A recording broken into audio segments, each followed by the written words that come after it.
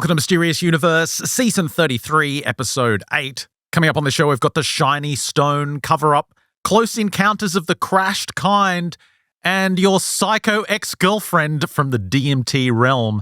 I'm your host, Benjamin Grundy. Joining me is Aaron Wright. Are these the interpretive dance images that you were showing me before? Yes, I'm looking at this new book from David J. Brown and Sarah Finn Huntley, The Illustrated Field Guide to DMT Entities. And at the end of the book, they got this woman that does interpretive dance, DMT style dance. Mm-hmm. She's a performance artist. It looks about right. Performance artist. But when I saw this on the pre-order list, I thought, what is this going to be? Like just a collection of entity. You mean like encyclopedic style or I thought dictionary style? I thought it would just be like a collection of reports and some inspired art from those DMT experiences and psychedelic experiences. But I've got to give David J. Brown, because he's the author here, Sarah Finn Huntley did a lot of the artwork. Oh, so are these AI images? Or some of it's AI. Okay. She does some AI, but a lot of it is unique art as well. But I got to give David J. Brown credit because he does a really good job and asks really intriguing questions about what's emerging from the DMT research and sort of comparing it, as we've done over the years, with things like alien abductions, with fairy folklore, and with all sorts of interesting ideas like, are these entities actually real? What's the reality of what people are experiencing? And then finding crossover examples. It's actually quite good. It's more than just a collection of reports and images. Well, that's more of a research approach, isn't it? It's like a critical analysis. And those comparisons of what people are experiencing, I think, is really important to the field, because when people take these substances, hallucinogens, I guess from a very materialistic perspective, it's like it's being generated within your mind. And of course, because we're such varied people, we all should have our own entities that we kind of form in our minds. And yet, time after time, we find reports of where someone sees a very specific form of entity, performing a very specific task or ritual, and then yet someone on the other side of the globe reports the very same thing. Well, I've got a great story coming up from a comedian who meets this purple gypsy lady in another dimension. Like, he goes into the DMT realm, gets sucked into a portal, and he's at some carnival.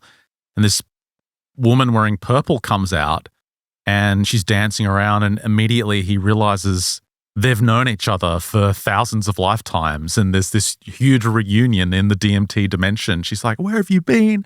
And she's so amazed that he's there, and they kiss and hug and catch up. It's like a reunion of sorts. Yeah, and then he gets sucked back to reality. He's like, what the hell was that? That was bizarre.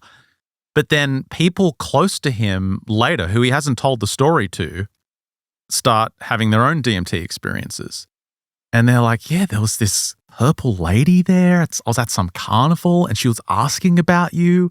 And then David does a great job throughout the latter half of the book of finding more accounts across the world of people who have also run into this purple lady, this purple gypsy lady in the DMT realm. Is it possible that this is some kind of weird archetype which is deeply ingrained in the human psyche? Well, there is an idea that it's a representative of the molecule itself. Like, it is like ayahuasca has mother ayahuasca. It's like normally a snake, lady DMT is this purple wearing gypsy lady.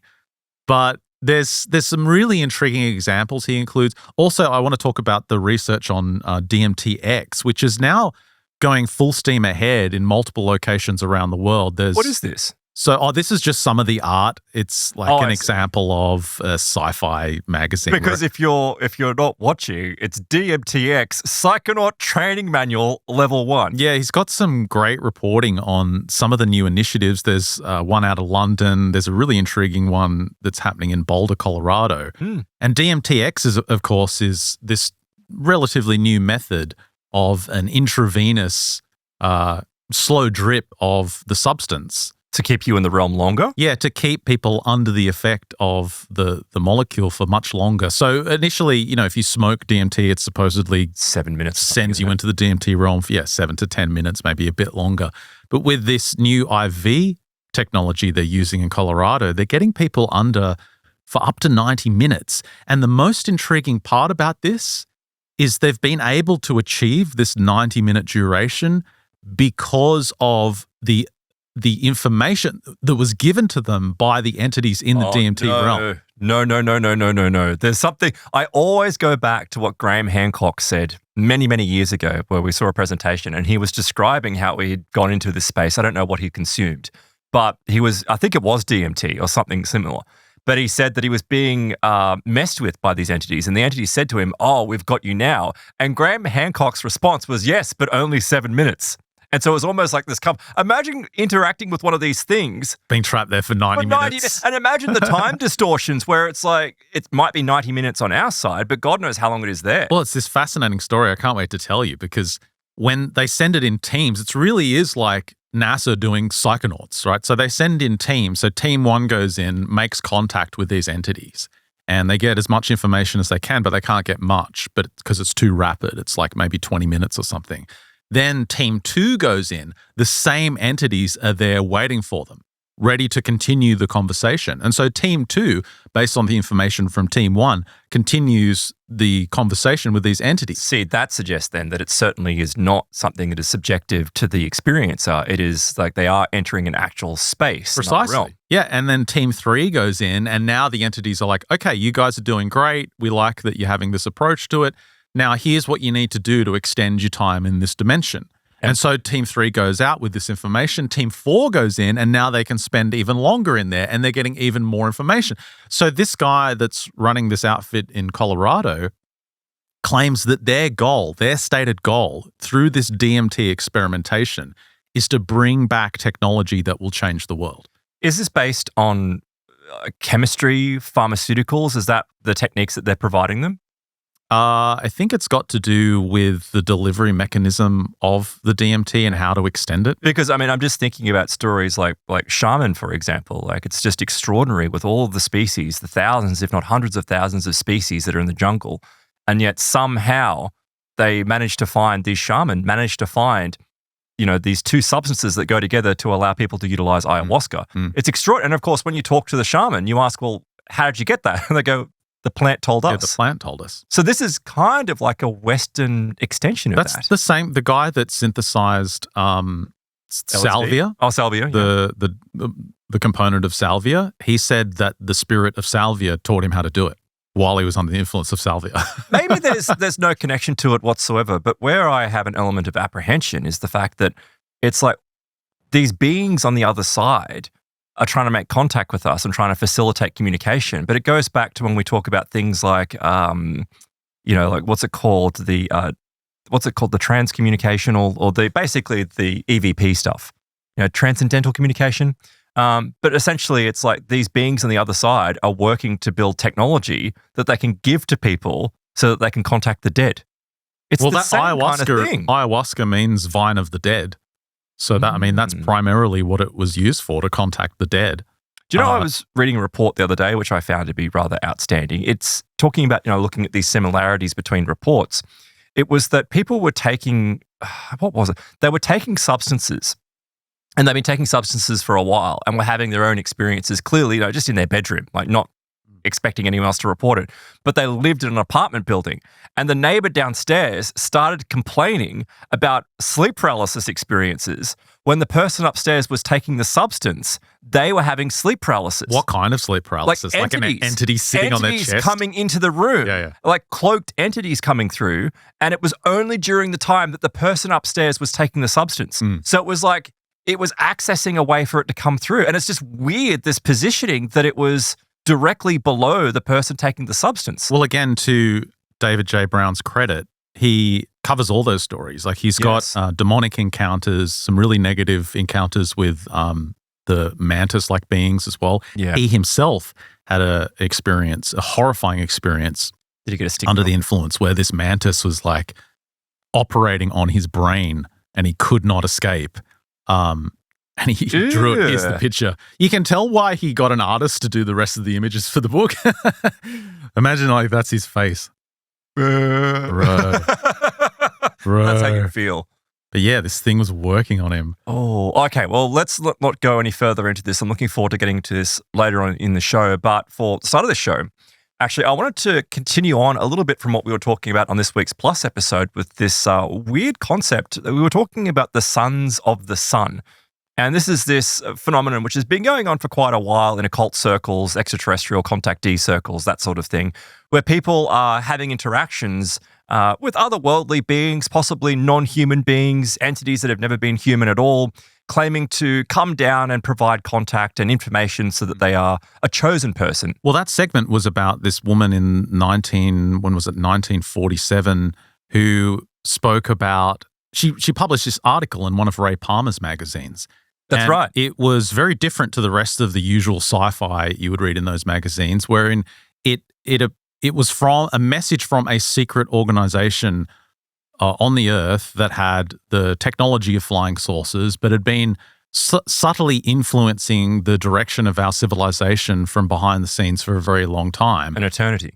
And it had some hallmarks which appeared before the contactee period. And the idea of these entities walking among us who aren't quite like us was something that didn't appear in reference to UFOs, because she said in the article they have flying saucers.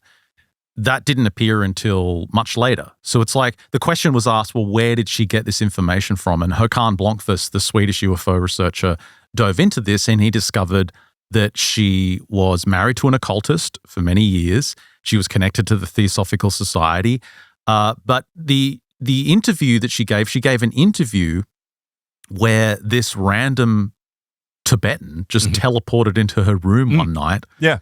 And she was then taken to a series of night schools. She was initiated into this secret organization and taken to night schools out of body. Right. And this all happened when she was a teenager. And we compared this to Shafika Karagula, who reported something very similar, these night schools. Like, it's strange, but I just noticed this week, actually, that there happened to be an article by Marcus Loth reporting on what appeared to be, it was written off as an extraterrestrial encounter, but I don't necessarily think it's that, but it follows this identical kind of format of people being selected and then having all this information put into them for the betterment of humanity.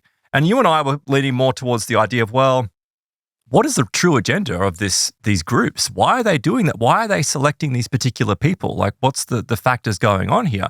And I wonder, because it's like, there is some hidden hand that does seem to be messing with human affairs. And have they been with us for the entire time, or is it that it's a group that's only come in recently? Why is it that the phenomenon changes?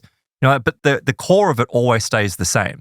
Like, you see, like, it was the contactee era where it was all kind of friendly and still a warning that, you need to change your ways. And then it became the abductee era where it was completely disturbing and horrifying. And it's come full circle now almost, where a lot of the modern stuff, we're back to the psychic contact. Yeah, this is what we discussed on the last show. Absolutely. Where we saw Jake Barber and Ross Coulthard and David Grush at Esalen doing kind of occult. A bunch of drugs. I'm not saying that. No, but occult UFO summoning ceremonies. And we've said many times that this is identical to some kind of occult summoning ceremony that you would see, from Aleister Crowley in the early 20th century. Yes. Yep. Going back almost a century. So let me tell you this story of Nona Rosie. So Nona Rosie, her case was investigated by the late, great John Mack. John Mack, I think, started off being initially very much a rational nuts and bolts ufological researcher. But like many people in this field, you only have to cover a few cases before you start moving away from the nuts and bolts and very readily realize that there's a psychic element that's going on here. So I don't think there's ever been just simply it's all nuts and bolts or it's all psychic. I think while cases kind of interpreters and investigators will kind of put their rose-colored glasses on and interpret it in a more positive light, or, they'll interpret it in a more negative light depending on how they feel. It's never just one thing. It's not just, oh, this is a nuts and bolts case, or this is just a psychic case. And this is really highlighted by this case with Nona. So Nona, apparently because John Mack looked into it, within ufological circles, it's considered to be a highly respected case. But this happened back in January of 1993. It was the 12th. It was around 1:15 a.m. She awoke in her home in New Jersey. And she said she recalled needing for a moment for her eyes to adjust to the darkness, a normal kind of thing that happens. But as she did, this surge of fear started just moving through her body. It was running through her. And I was thinking actually about the case that we covered from Chet Dembeck, who was saying that, this is on the last episode, but this guy, UFO researcher as well, his daughter brought some weird tube radio into the house, and he has this sleep paralysis style hypnagogic experience where 3 humanoid hybrid type greys try to come in through his window. And when he confronts them, they just disappear. They're ephemeral. They're just into thin air. But again, it's this bedroom invasion phenomenon, which was reported by John Keel. Now, of course, when she has this surge of fear, the reason why she has it is because she notices that there are several strange figures standing in her room. But it's not the standard style of figure that you kind of accept or would expect, It's these guys that she can't make out the faces, but they're wearing long robes. They've got hoods that are obscuring their faces. And in a ritualistic way, they're standing around her bed. Are they human? Well, she's not sure. She says, they're humanoid, but they're completely silent. And she says that there's this electric-like crackle that's in the air. There was this weird static that was giving a heaviness to the air. And she says before she could even contemplate what was going on before her, she's shot in the face by this beam of light. She's like, this beam of light just suddenly appears in the room. And she said it was unlike any light she'd seen before. And in fact, you were only recently been talking about these weird physics properties of these lights that are attached to this kind of stuff, where it doesn't behave in the fashion that we'd expect light to behave in. That's exactly what happened to her. And she said before she could contemplate what had happened to her, she says this shaft of liquid crystalline light struck her squarely in the face, like in the head. Now, I'm like, nice. Yeah, like, okay, like some weird psychic turkey slap in the middle of the night. What the hell is this? Exactly. Not what I was thinking, but yeah. She says that she could feel these bizarre sensations moving throughout her body, causing her to suffer violent convulsions. Her limbs began to shake intensely. And during these moments of uncontrolled movement, there was this terror that was welling up inside her to the point where she was fearing that she was going to die. And of course you would. Of course. What the hell? You've just woken up in the middle of the night. This is beyond sleep paralysis. Like, what the hell is this? And what was even more potentially unsettling, I would think, was that these hooded figures were completely calm. They were completely still. They're just like almost clinically watching these strange events unfolding before them.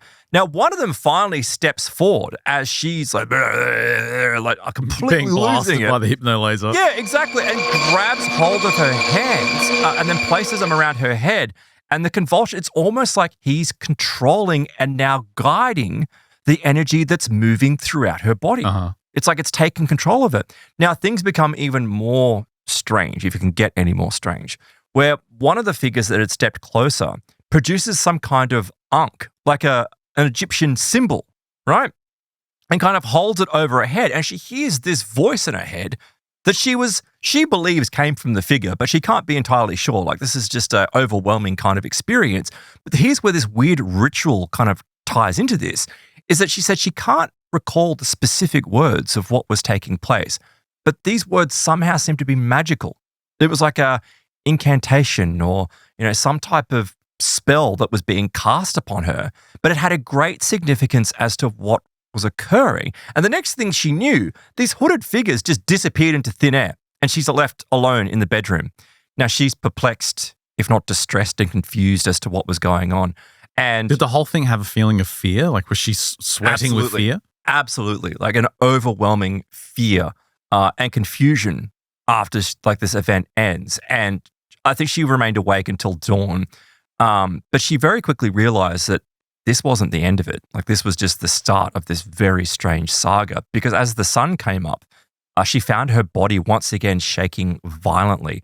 And she later described it as being this feeling of an electrical current that was passing through her body unlike anything she'd ever felt before. God, what have they done to her? Well, I'm beginning to think, I'm like, Kundalini? Like, did they? God, I hope not. I know, but I'm like, did they activate a Kundalini? And you know what? There's this actual point where I was reading other references to this outside of Marcus's article, and I think he briefly mentions it though. But she said that she felt like it had gotten trapped in her spine. And I'm like, well, that's Kundalini, right? Like, there's a blockage of some kind, or there's that's something. When it goes bad. Yeah, well, exactly. But these secondary convulsions eventually stopped, and she was calmer. But for whatever reason, she felt that she was now on a path that would lead her to a place in her soul that she had never before imagined. I'm like, okay, this is a terrifying, horrible experience. And yet somehow you're giving it this frame of reference that it's I don't know, it's positive. Is it, like taking you to a place where your soul has never imagined? Sorry, I'm tired. That's okay. What is positive from this? What is actually happening that's positive? Okay, well, we'll get to that. Like we will get at the moment, there's nothing positive about it. We have no information to go on until she consults Dr. John Mack, right? Uh-huh. And that's where now look, there is a potential here that her experience could be colored by interacting with John Mack. I don't think so.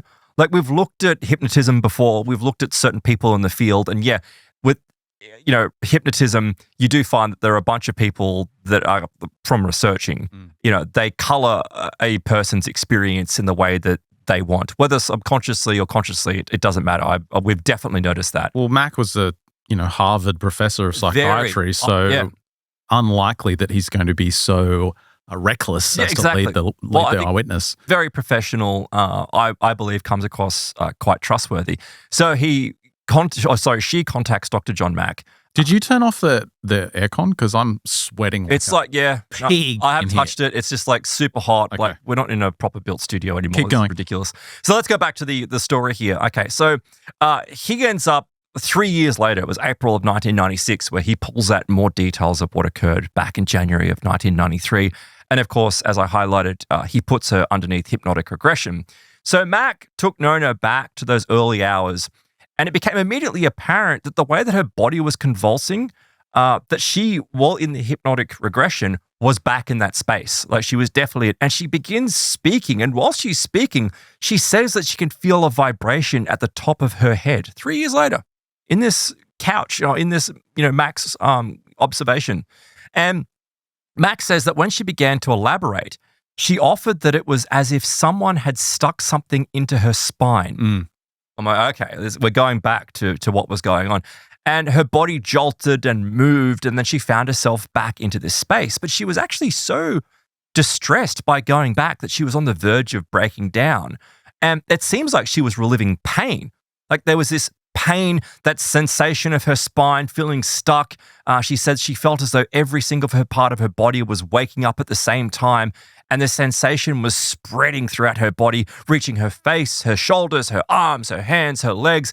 And it was her entirety of her existence, of every physical aspect of her body was shaking with what she described simply as pure energy. Yeah, this really does sound like some of the stories we've been covering recently of these so-called Kundalini activations where it turns into a kind of spiritual and energetic crisis. Well, listen to what happens, because suddenly she begins her body to feel lighter and lighter before, and she said that she felt that she was now encased in some sort of capsule or container of energy. So is this Mack regressing her to the night? That's right. Yes. Okay. Yep. And this is 3 years later. This is 3 years later that this is taking place. Now, as she's regressed, she can see these strange figures standing around her once again, including the one that was standing by her feet, holding the ankh, had brought it up to her. This figure was speaking words that contained some type of magic, which we, heard from previously. And she became extremely agitated.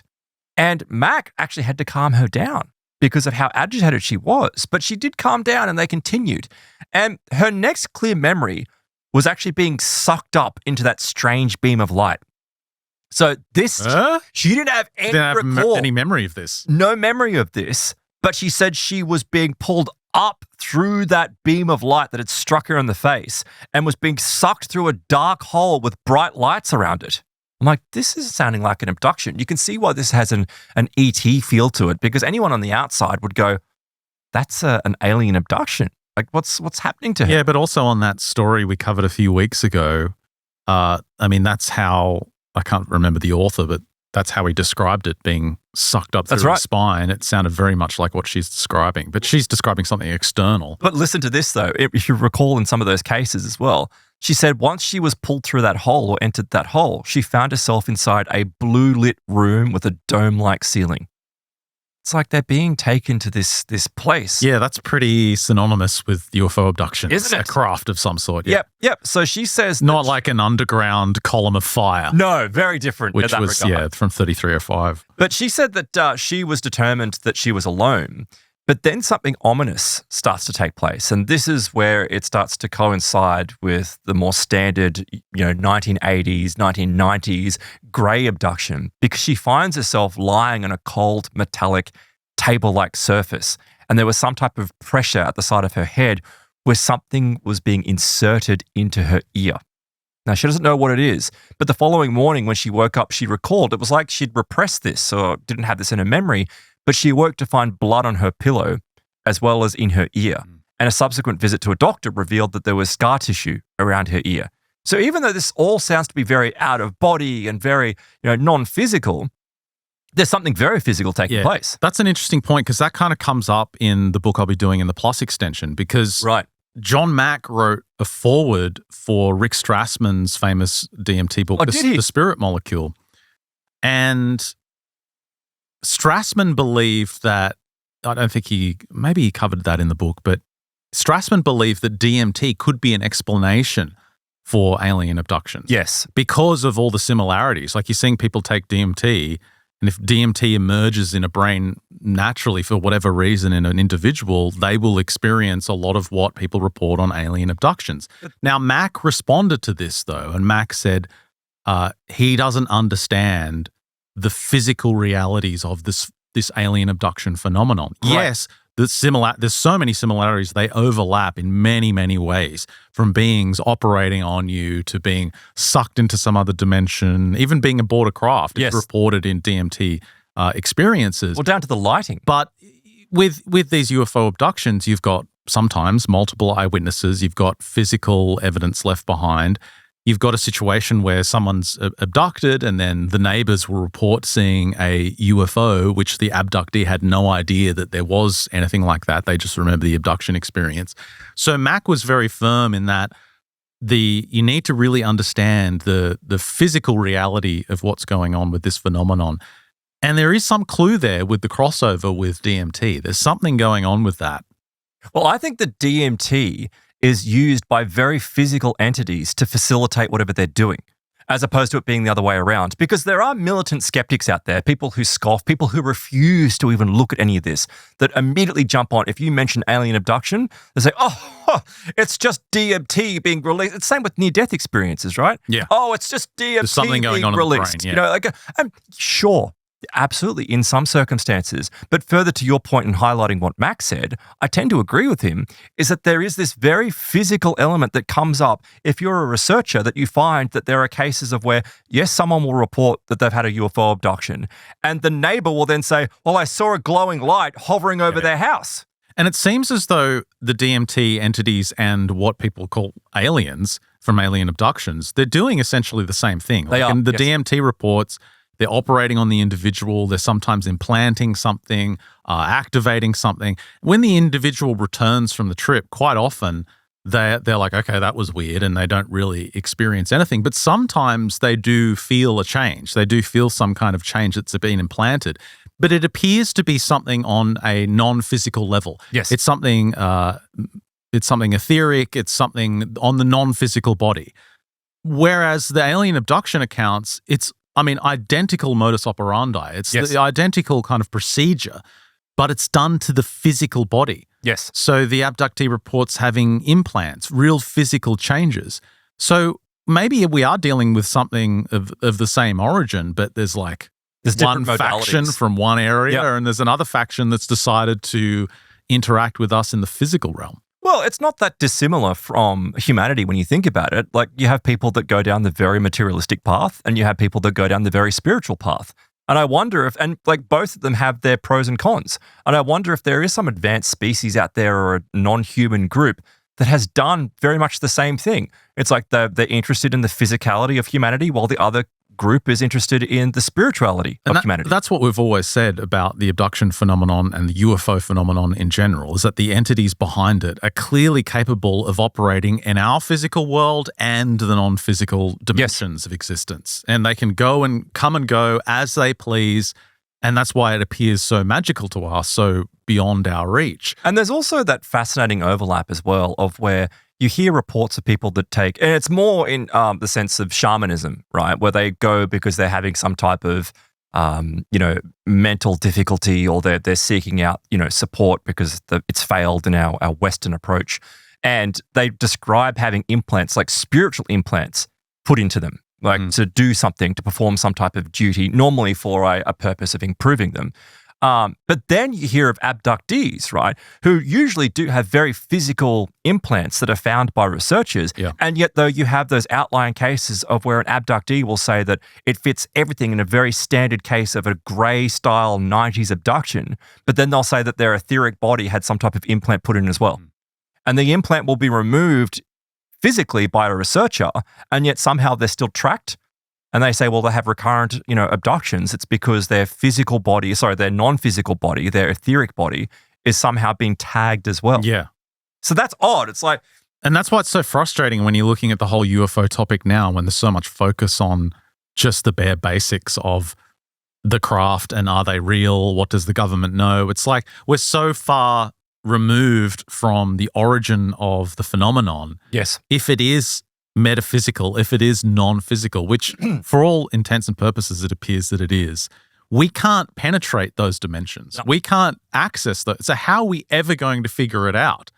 And that's why when you see what they're doing in Colorado, for example, with DMTX, I think David J. Brown from this book raised an interesting question, which I think would be a logical conclusion, in that did the intelligence agencies or even the aerospace industries, when they actually got their hands on some of this so-called crashed material, did they understand that they needed to penetrate other dimensions to fully understand it? And is there some kind of black ops psychonaut program that's been run for a long time? I would not be surprised. The private industry extend trips into another realm for 90 minutes. Yeah, is there some kind of secret program where they've been doing this systematically for a very long time? I think absolutely. And it's fascinating because it's at the forefront of political discourse at the moment is Doge, right? And what they're doing. And they're digging into alleged corruption or misappropriation of funds or that kind of stuff. And yeah, of course, it's vitally important that taxpayer funds are tracked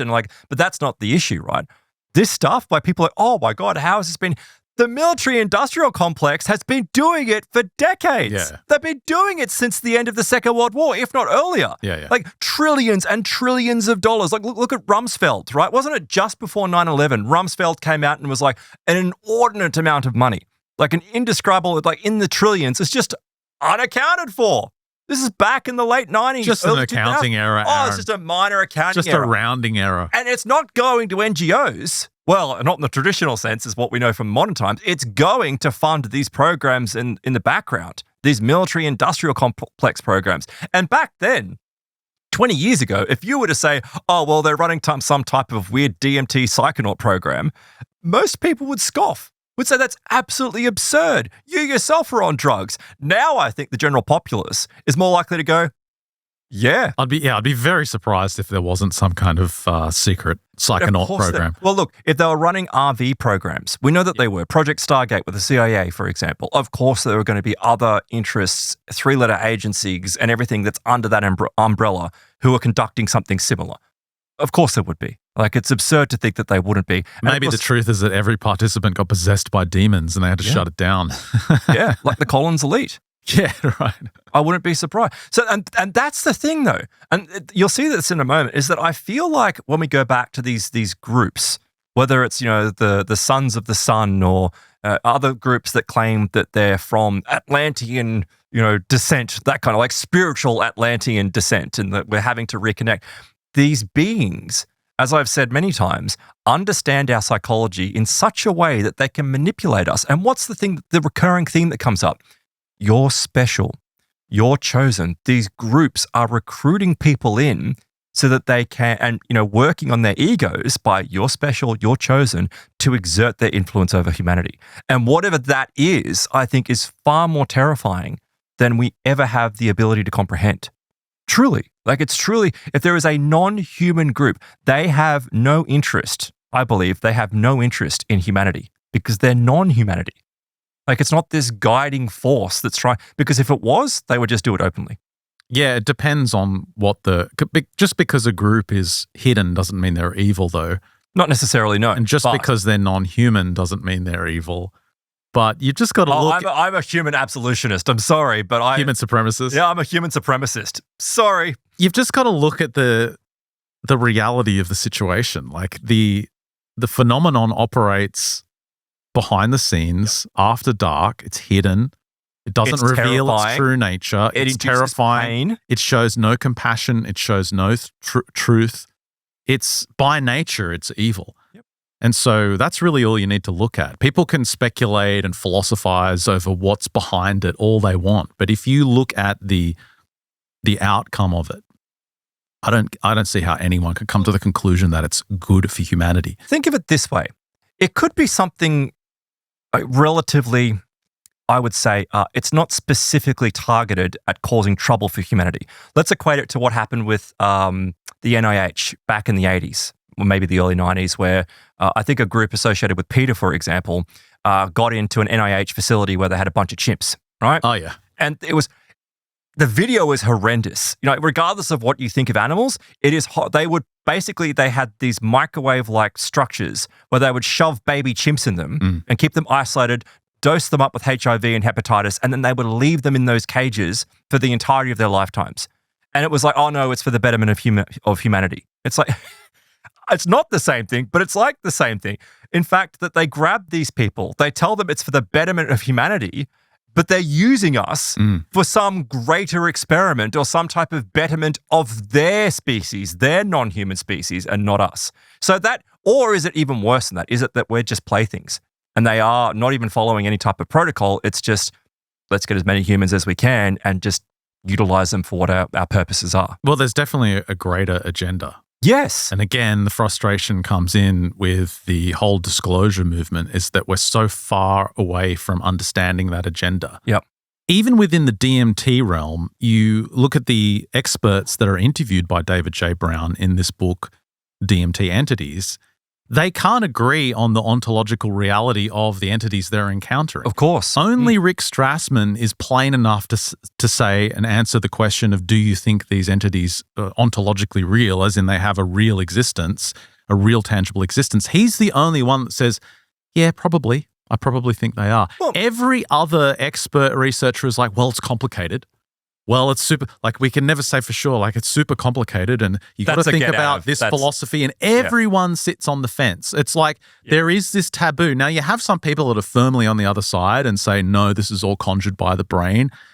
And you can see their argument, but all of their argument follows just the old model of consciousness created by the brain, just this old kind of Western empirical model, which is very outdated. But even the ones that seem to have, the clear evidence that this is a real dimension of independently existing sentient beings, again, they're just like, yeah, I don't know. It's like there's a lot to think about and it's really intriguing. Because they can't say that. No one just says, yeah, they're real. They exist in another realm adjacent to ours.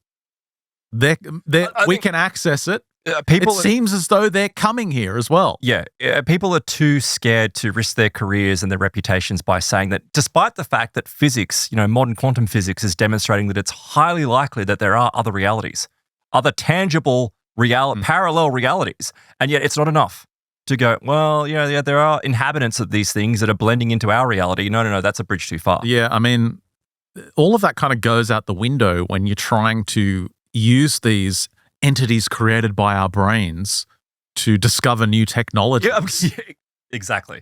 Like what? So it's some knowledge which has been hidden inside the human mind, and yet it can only be accessed spontaneously after taking drugs? Like, is that?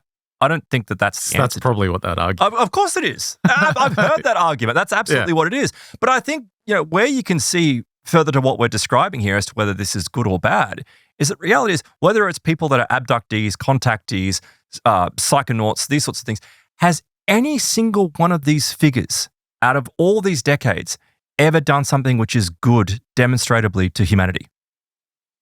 I don't think so. Yeah, it's a good question.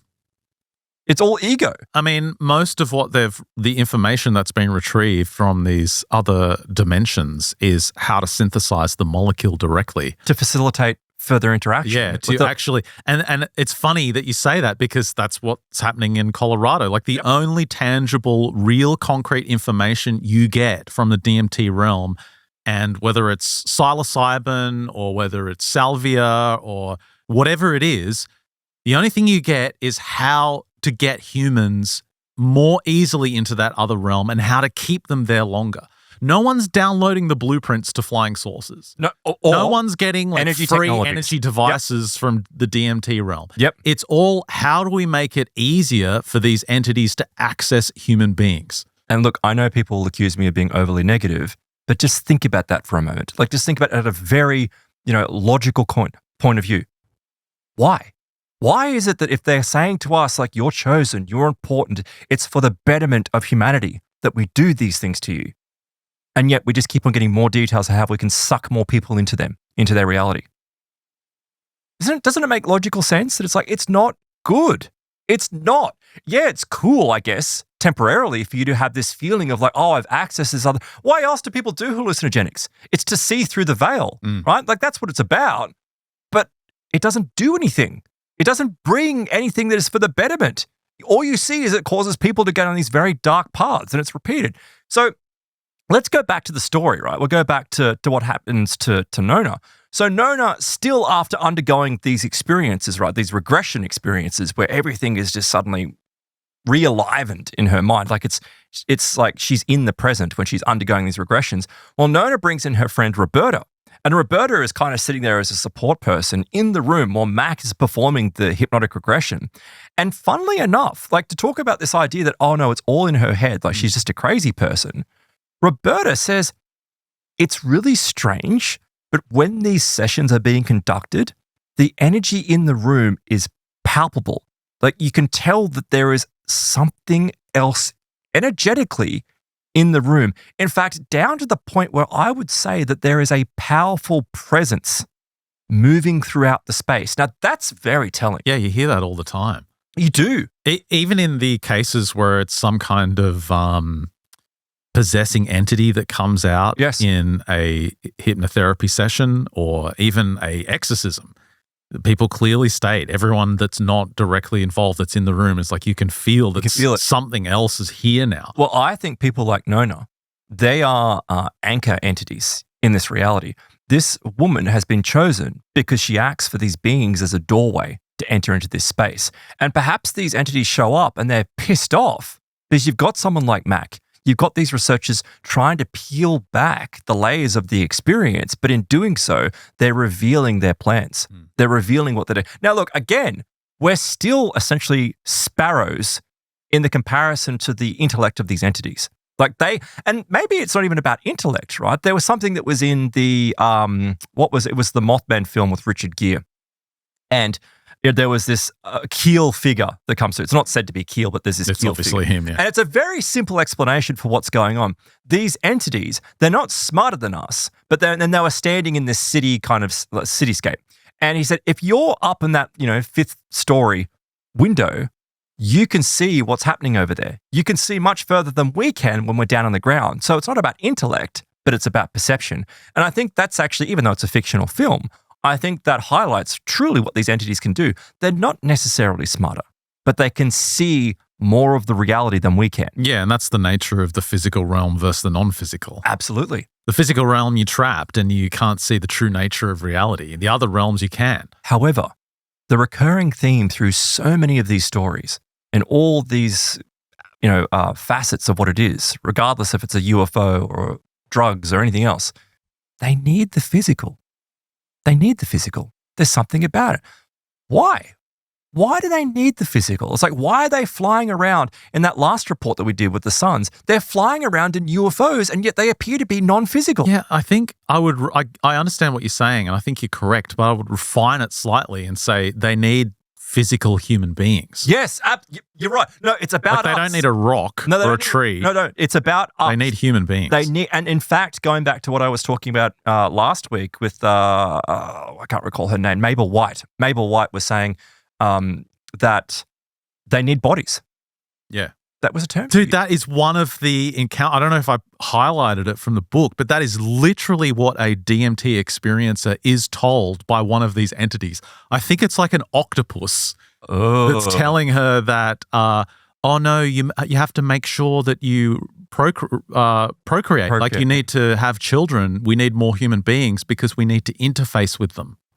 That's literally what they're told. Look, I don't want to get into the political discussion about Elon Musk because I know that he's a polarizing figure, although I have noticed that he's quite obsessed with pumping out kids. That's a great point. And I'm like, are we to think that it's not possible that billionaires and, leading figures, like controversial but leading figures in our reality, are not compromised by these entities? Yeah, he's like the modern day Genghis Khan, but he's being instructed by... How many baby mamas does he have? Yeah. Like, it's like, there's this term for it, actually. It's called it's reproductive abuse or something. I'm not saying that he's doing that, but there is some weird psychological thing where people get a high out of pumping out babies and they impregnate as many women as they can. And but it really is like this weird ego thing of improving humanity. All I'm saying is the guy, I have no doubt, has got access to some of the highest levels of substances. The transhumanist is following what the entities in other dimensions because want. That's surprise. But that's what he practices in. He's pushing transhumanism. What's he doing? He's doing it from the perspective, which is very noble, right, of helping quadriplegics and paraplegics. And that's a very noble, wonderful thing. But I don't think it stops there. It doesn't stop there. I mean, you've got this chip that are being put into people's brains. Well, if you can get a chip in your brain that makes you more competitive, more able than your fellow humans, and you're competing in what our society is, then of course you're going to want it. Of course. Yeah. Of course you'll get it. But what if that's being driven by something on the other side, like that story of, say, we need more humans to interface with because they're trying to get something that is of the physical essence of humanity. They've got access to everything that's the spiritual and etheric side, but they need the physical. And maybe that's like the weird challenge. It's like, it's not even religious, but maybe it's like the things that we've been warned by traditional religions that perceive it as being demons and being bad.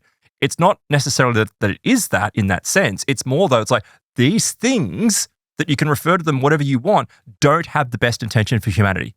Yeah, and again, it's not the physical, it's human beings. That's right. They need human beings. Yep, so what is it about human beings that makes us unique and desirable? There's something wonderful about being a human being in physical form. Mm. But what is that? Is it granting access to get into, I don't know, the upper levels, the executive levels of the spiritual realm? You've got to go through the physicality. Well, that's an interesting idea that human beings are unique, that we have a unique connection to God that other sentient beings don't have. We have this divinity, which is something that most of us don't realize and don't appreciate, but clearly is there. And I think that could be one of the reasons why these entities covet the human body so desperately. Yep. Is they don't have that connection to the divine. How do we not know the hierarchical system that, we have no way of truly understanding, but how do we not know that these beings are beings that have been kicked out? Because for whatever they've done things or who knows? Who knows if there's a karmic system? I don't know what it is. But they have lost access to that gateway through the human physicality to divinity or to this highly desirable state of existence. Yeah, well, I wouldn't say that they don't have divinity because they're sentient beings. Everything is connected in some way. Everything's created by God. So they have a connection, but they don't have the connection in the same way that human beings have. Well, maybe they've been denied it, though. Maybe they are beings in that state because they've done something which is so abhorrent and so a violation of some type of universal law that they've got no way of getting back in except through using hosts. You think this eyeball jellyfish guy has done anything wrong ever? Look at him. He's innocent. Yeah, he's adorable. He's totally innocent. Yeah, I'm sure he is. Look at his cute little bloodshot jellyfish eyeballs. Yeah, that's something to rely upon. So going back to describing these experiences with Nona, so yeah, like you've got this powerful presence in the room and the session comes to an end and Nona apparently from the session was able to pull out more details afterwards. And that's what people say from a skeptical standpoint that, well, you undergo a regression and then all this stuff comes to you afterwards. It must be something that's conjured from the mind. But no, I don't necessarily think that's the case. It can be, but it also could be that this stuff by the entities is suppressed and that by using this hypnotic protocol, it somehow removes that and then slowly starts. Because what happens to people that have amnesia? Like true amnesia is not really real for the most part. Like it can happen, but for the most part, people have it slowly come back to them. It's the same kind of thing. So she was cognizant of what this was about for her. And she said that after and following these regressions with Dr. Mack, she started to have more recall of the events and would go over them, kind of in this weird kind of way. And the more that she did, she started to reason that this incident had actually profoundly changed her in so many ways, but most importantly, in the way that she viewed the world. And on top of this, though, this is where you have this connection from a perception and spirituality to she said she felt physically changed. She even claimed that her body was now at a higher vibrational frequency. And I'm like, very new age, I know, but I'm like, okay. I've got a story coming up where this woman is like in another dimension. She takes DMT, a mantis just starts operating on her and she can't escape. She's fully paralyzed, some giant praying mantis in another dimension. And it tells her it's upgrading her blood. What? Right, it's upgrading her blood. And she goes through this horrible transfusion in another dimension. And when she comes out of it, she's like, oh man, that was so weird. But then she's lying in a hammock when she comes out of the experience. And she says, that's so weird. I wonder what that was about, like just some kind of weird hallucination. And she can hear these bees nearby. And she has this subtle thought of like, I wonder if I'm more connected to like insect type creatures now because of it upgraded my blood. Like, she goes, no, that's crazy. And then she has her eyes closed and she can feel these little things on her face, like little feet. And she opens up her eyes and she's covered in bees. Like the bees are like on her face, crawling all over her body because she had that thought that she's connected to them. And I read that and her conclusion is like, isn't it amazing how I've been changed? That I'm more connected to the insects now. And I read that and I just thought, are you insane? This is denial. You want to be transformed so that you're more like insects rather than human beings? Yeah. And see, this is the thing, isn't it? You've really hit the nail on the head there. It's this, I guess, the luring of human beings away from their humanity. Yeah, I don't want a kinship with bees and insects. I want a kinship with humans. It's absurd to think that this is some kind of upgrade. You want a raid bomb that is the equivalent to the firepower of Hiroshima. Yeah. Like if I spray that chick with Mortine, will she start breakdancing on the floor? She probably would, but I mean, there's only one way to find out, man. So going back to this after she's having this strange kind of feeling, but it's all this, as I was pointing out, this denial. It's like an abuse victim. Oh, they're not that bad. But no, hang on a second. You've been physically changed by this thing. And yes, it's a multifaceted kind of approach to these abductions that, you can't just assign one emotion to it or one, modus operandi to it as to, like how they went about it, but also what their agenda is, all those sorts of things. But she said, while it was terrifying at the time, she realized that it had been a spiritually enlightening effect. Now, is that because she just understands that there's more to reality than just the physical? No, that they had upgraded her. Right. By traumatizing her, by firing a beam of crystalline, non-physical light into her face. Now she's much better for it. Right? Now, this is a very profound view, clearly, but I don't think it's that profound because she starts to also get this concept of like she's chosen, she's one of the special people who can now perceive it. Do you see the ego elements that are kicking in here? Yeah. And that's often the case with the psychedelics as well. The positive outcome is that people realize there's a spiritual world. But that's only a positive outcome when you come from a materialist society that doesn't have access to those things naturally. We're so closed off that, of course, like some molecule blasting your perception open is going to be an amazing experience. Yep. But it's not any real kind of wisdom or anything beyond this understanding that, okay, there's more, which is like the entry level. That's like the ground floor. Yeah, and I like the word you use there. There's wisdom. There's no wisdom in any of this, right? Because it always hits the abductee bingo card. Right? So listen to what's going to happen. She has this terrifying experience. She meets Mack. She undergoes a hypnotic regression. She now feels like, oh no, that had to happen so that I've got a greater understanding. I now have a newfound understanding of humanity's disconnection from the earth and each other. Huh? I now understand the interconnected nature of all things. And of course, what does she start going down? She starts going down, the dangers that humanity is facing, how consciousness is causing us to be alienating from each other, that there's a shift, right? And then there's the cult element that comes in.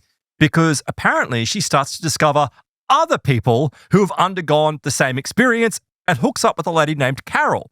Now, Carol says instantaneously she has this bond, this strong bond to Nona, because they both have this incredible energy that's flowing between them, and they've fundamentally been altered and their consciousness upgraded so that they can resonate with each other. And it's like, no, you've just got a couple of people that have been traumatized by this experience, and they're now trauma bonded in what's happening here. Trauma bonded. That's what's going on, right? Like, oh, we're so resonating and we understand humanity now. We can change. But you know what it does? It doesn't do anything. Yeah, it doesn't do anything. It doesn't cause them to increase the vibrations of it. They just carry on with all this bullshit of like raise your vibrations and be like more.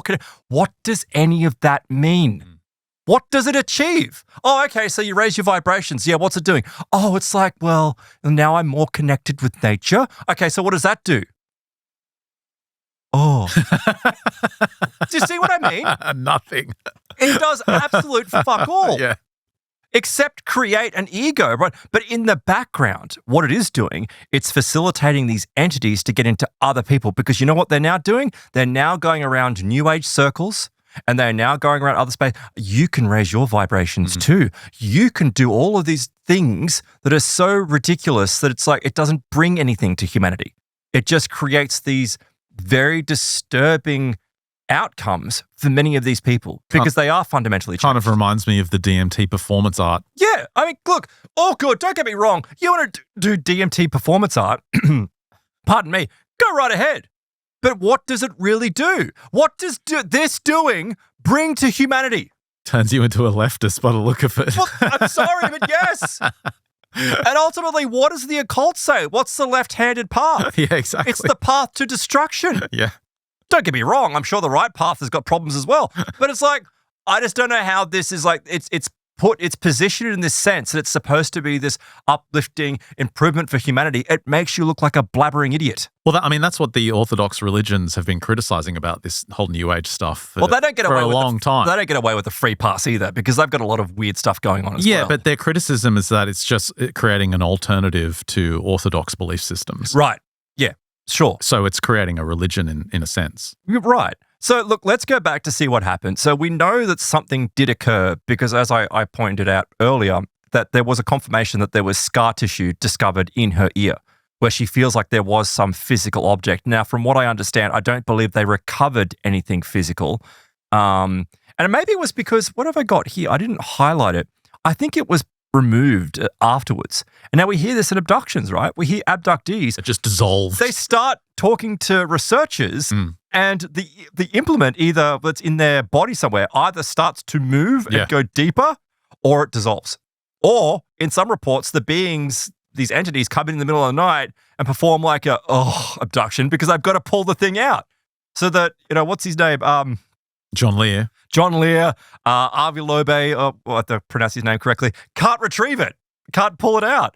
Jacques Vallée, they don't want them getting hold of that. It's like they don't want them having, and that I find to be weird in itself because how many times have we covered, the chemical analysis and mechanical analysis of these things, and they find like weird isotopic ratios in the material and that kind of stuff, but it's never conclusive. So why are they being so hung up on getting these things? Like, why do they want to retrieve them so much? The actual implant. Well, with the actual implant, what probably makes it function is not physical. Like there's a physical representation of it because it's in the human physical body, but maybe there's machinery in another realm that we don't have access to. Yeah, maybe. And maybe that's where it is. And that's where it starts then colliding with stories that you get from people that are taking DMT and other such substances because they do. It's like we see it as an outsider and as someone who has never used DMT, we see it as being something that I think when you conceptualize it, it still is very much in the brain. It's just like, we've all had fever dreams. We've all had, like fevers that cause us to hallucinate certain things or hypnagogic experiences. So you go, it's definitely non-physical. But when you're in that space, from what I've read, or from, even when you're having hypnagogic experiences, it's very real. It is very real. And so if it is a real reality, well, then it would make sense that they have real non-physical, physical technology. They have technology that they're using. So it's very unusual. And I'll link to this article in the show notes at mysteriousuniverse.org so you can read it. It does seem to fit this continuing pattern, though, of being connected with these beings. But for the most part, it really comes back to, I feel like just many of these people are being messed with by these entities. They're being interfered with. And there's many great examples of it. So trust the jelly eyeball, Aaron. No, I'm not going to trust the jelly eyeball. The jelly eyeball could be your god. No, I know. I just wanted to mention, he can give you so much knowledge of how to access the jelly eyeball more regularly. That's actually a good point. Why would you want to regularly access and interface with that thing if it's just going to tell friend? But for what purpose? He could be with you always. Whenever you have some kind of tribulation, the jelly eyeball is like, this is what you do. Yeah. And he's like, blah, blah, blah, blah, in your head. So you can always rely on wisdom and spiritual guidance from the jelly eyeball from the DMT dimension. But that ultimately brings you absolutely nothing. Do you see what I mean? It's and when you die, you'll go to the jelly eyeball dimension and join his kingdom. Yeah, his kingdom in the DMT realm. Isn't that what you want? No, it's not. For any of these people, what does it bring to any of them? It brings nothing. So I know I'm running a little bit long, but I wanted to then mention the more physical aspects of this stuff, because further to the question I asked before, it's if these non-physical beings are moving about, why wouldn't they move about in non-physical transport means? It's probably faster and more convenient. Is it? And it means that you can transverse time. Because if time flows differently in another dimension and you want to get somewhere really fast, you just go into the other dimension where time flows differently and then pop back out. Yeah, but it looks like you've teleported. That would make sense, right? So then why do they have UFOs? And to access other dimensions. Yeah, maybe. You need a vehicle. Yeah, maybe. But it's a physical vehicle. It's manifesting as a physical vehicle in our reality. Well, yeah. Maybe you need a physical vehicle to manifest in the physical dimension. Yeah. And you can even go further from that and argue that the grey itself, the grey alien, is the physical vehicle. Oh, because those insectoid mantis-like beings are according to some researchers, and I think they're correct in surmising this, is that those beings are responsible for the greys, created them, and use them as a kind of tool to interface with this physical realm. But it's in fact those mantis-like beings that are behind the alien abduction phenomenon. Yeah, absolutely. Because how often do you hear that? Reports of people interacting with, David Huggins is a great example. He was interacting with what initially appeared to be grey-like creatures, but there was some freak mantis standing in the corner rubbing its weird pincers together, watching him having sex. They're always overseeing it. They're always overseeing. And you're right. It's that's the conclusion of David Jacobs. That's the conclusion of a bunch of other researchers we've covered over the years who have a broad perspective on the whole reporting of this from abductees over the years, that those entities are the originators of it. They're what's behind it. Yeah. So this week, actually, Marcus had a great write-up on our website, mysteriousuniverse.org, about these more obscure UFO crashes.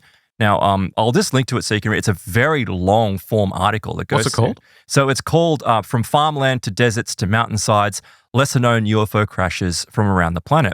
And I noticed this weird parallel, actually. While there's not any direct mention of what we've been talking about with the spiritual side of things, it's very much about the nuts and bolts kind of stuff. This article's huge. Very, very long. Has he figured out we're paying him per word? Man, just padding it out. Oh, there's great stories. There's really great stories. I'm getting paid for this one, he says. Look at it. He's a great researcher. What it starts to fit in with, though, is this weird claim that goes, when you talk about a UFO crash, if you were to mention a UFO crash to most people out in the field that are even just remotely interested in this, immediately what do you go to? You go to Roswell, right? Roswell is the case that people go to. And then you start to, when you dig a little bit deeper into some of the stories, it's Roswell wasn't that they had some type of weird, radar technology that was actually to bring down UFOs. No. These beings, these entities, purposefully crash UFOs so that we can recover their technology and utilize it. Because what does that technology do? It allows us to further interface with them and them with us. And that's... It's a great idea. I think it's probably true to some degree. So do I. And further to the argument that, again, there's another layer of that technology that they control, which we can't understand, which we can't even see. That's right. Yep, we cannot see it. There is like a etheric layer to that technology that we're reverse engineering it. They've got the kill switch. Like they can turn it on. We only see the physical side. And it does. And once it's impregnated into humanity, into what we do, that's how they take over. It would be like us going to some kind of alien planet and introducing them to, software that we have a back door to. That's right. And everything that they develop in their entire society runs on this software. But we have the encryption keys, we have the back door, we control it. Yep. And so it doesn't matter how advanced or how built up they get or what they derive from this software. Ultimately, it's our technology. Yep. And we control it to the utmost degree. Well, one thing that became quite apparent in these reports that Marcus was covering, and it's interesting because there's a number of reports in there that relate to South Africa.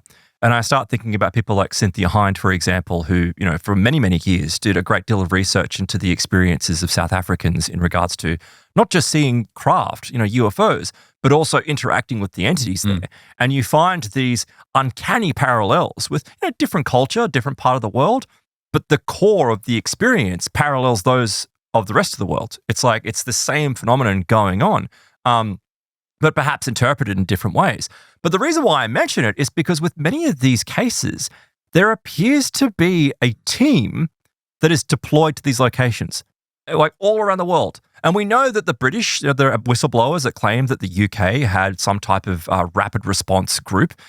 We know that the US, but this is what really comes up. In many of these reports, you have the local military being deployed, whether in these cases it's the South African military, but then you have the Americans show up. Yeah, the same reports out of Puerto Rico and... everywhere. And these groups, right, you find that these groups, some of the key figures that show up at these cases, like we get names and details of these people. And you find, like in the South African cases, that they were associated with, and it's almost like it's the facade program, that they're connected with classified but an open secret kind of like, well, they're part of recovery teams that are used for recovering down Soviet satellites so that they can reverse engineer the technology out of it.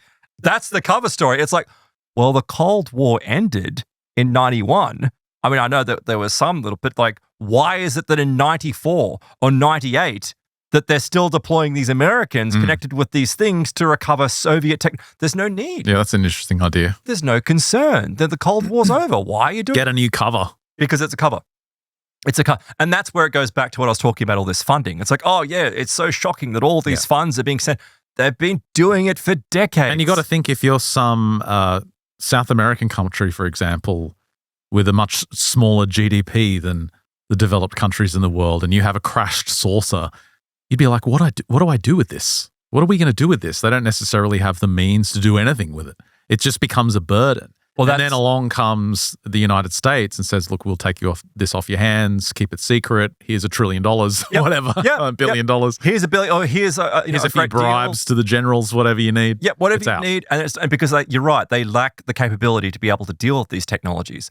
But what I find in these cases is that not only is it to retrieve the technology, in some of these cases, like the craft that crashed, and so these are cases that are happening all over the world outside of Roswell. They're obscure, but there's a lot of information connected to them where we can go, I think they happened. I think certainly something happened. You've got Tony Dodd, who was a renowned British UFO researcher who was embroiled in this. Like, there's a really great example. Let me just tell you this case just to finish up this show.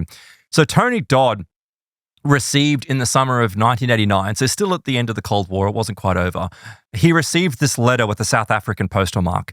And obviously he was very intrigued because back then it was, unusual to get, foreign letters in his field. So he opens it up and he finds these documents inside from a sender who claimed that they wished to remain anonymous, of course. Now, Dodd claims that as soon as he saw the documents, he suspected immediately that they were forgeries because he's like, oh, there's errors within the text, there's spelling issues.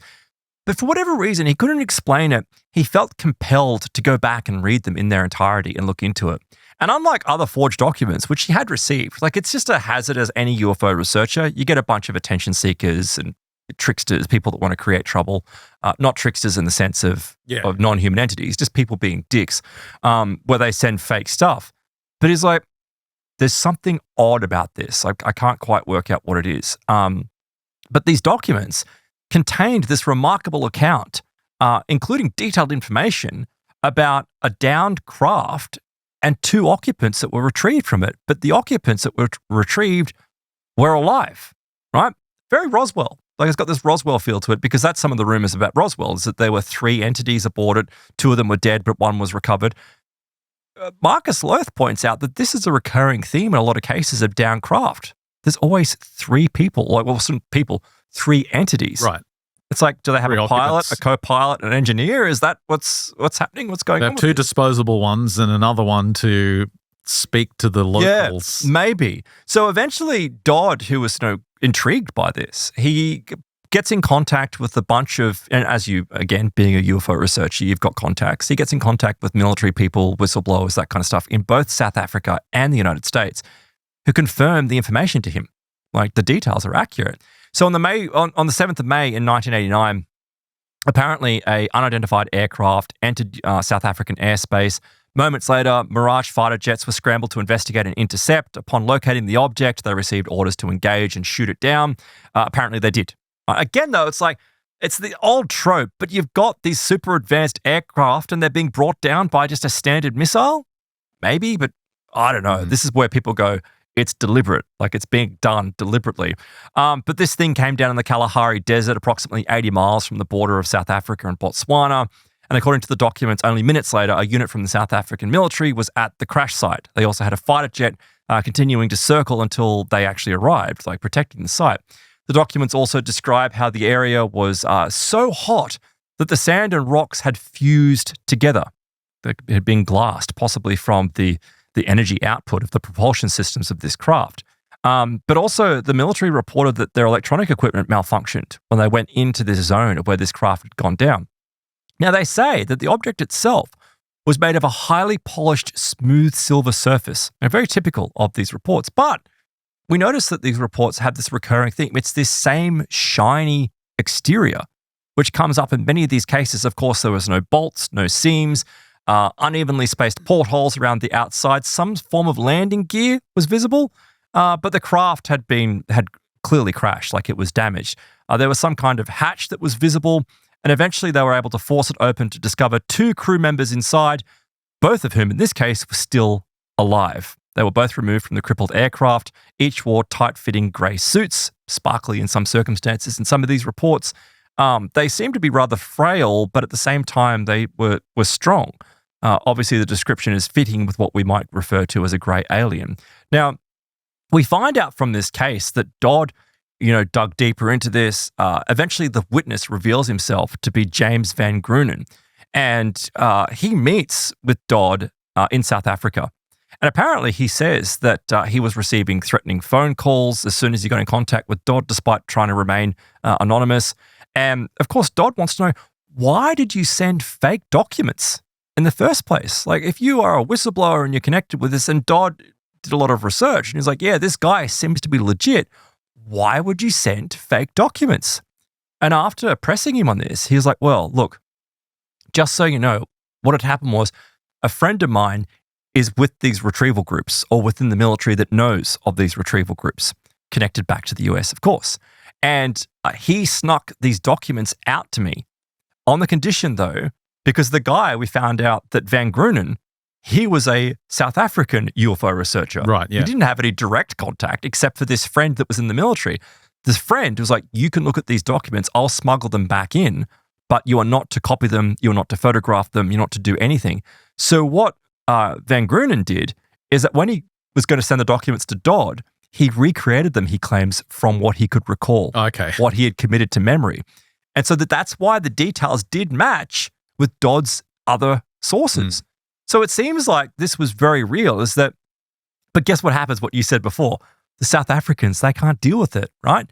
They very quickly made a deal with the United States to trade the wreckage in return for nuclear technology, something which at the time international law prevented them from owning. In a further twist, Dodd also discovered that it was an American intelligence source that had alerted the South African military to the fact that the object was even in their airspace in the first place. They'd been monitoring it.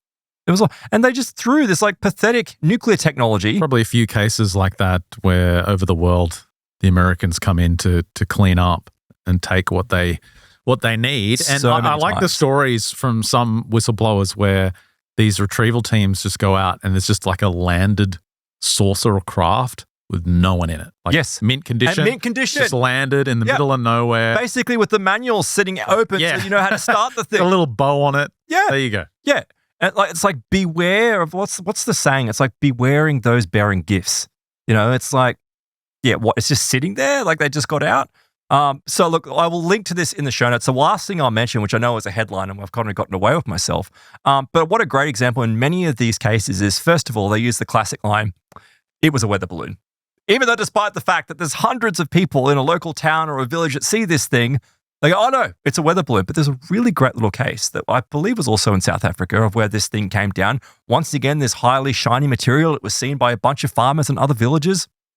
The military comes in, retrieves the thing, right? But not only do they retrieve it, not only are they a cleanup crew, because apparently people found like weird circuits and wires and crystalline structures and kept them. And of course, the cleanup crew came through and cleared it all out and took a lot of it.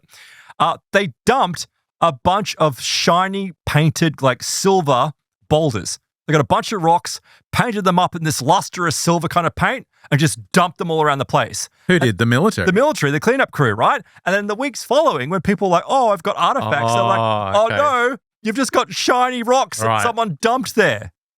Do they really think that anyone's going to... But clearly they did believe it, though. That's clever, though. You plant a bunch of fake artifacts that look kind of technological. You know, you get some tubing and spray paint it silver. There you go. Yep, and blame it on a hoax. And that's where it comes back to. Very clever. So look, I'll link to this in the show notes at mysteriousuniverse.org. Make sure you go and check it out. And I know we're going to continue this form of discussion in our Plus extension, Ben, when we go into the illustrated field guide to DMT entities. Well, when you're on the website, go to mysteriousuniverse.org/plus and you'll see our subscriptions. Of course, this isn't the end of the show. Every single Friday, we do a lot more. We've got a huge extension coming up after this. We're going to be going into the illustrated field guide to DMT entities, machine elves, tricksters, teachers, and other interdimensional beings, including octopoids and all sorts of weird stuff. They're the worst. Jellyfish eyeballs. See, he's on the cover, the jellyfish eyeball guy. He could be your god, Aaron. I would take my chances with the gnomes. Because at least kick their faces off. I could deal with that. You join the gnome cult? Yeah, the other entities, no, I'm not in. There's a pretty hot mushroom lady coming up as well. She's like a mushroom humanoid. She's all slimy, but she's kind of hot. She's coming up. It's all on mysteriousuniverse.org/plus. Check it out. Sign up today. Get access. If you sign up for our MU Max tier, you get access to our entire back catalogue going back a long time, 16 plus years of shows. Plus members also get an entirely exclusive show that comes out every Tuesday as well, including a high bitrate feed for our Plus members, totally ad-free version of the show. And again, MU Max gives you the back catalogue. So sign up today, mysteriousuniverse.org/plus. That's a wrap for this free edition of MU. Thanks for listening. Thanks for watching. If you're on Plus, stick around for the great stuff after the break. For everyone else, we'll catch you next week.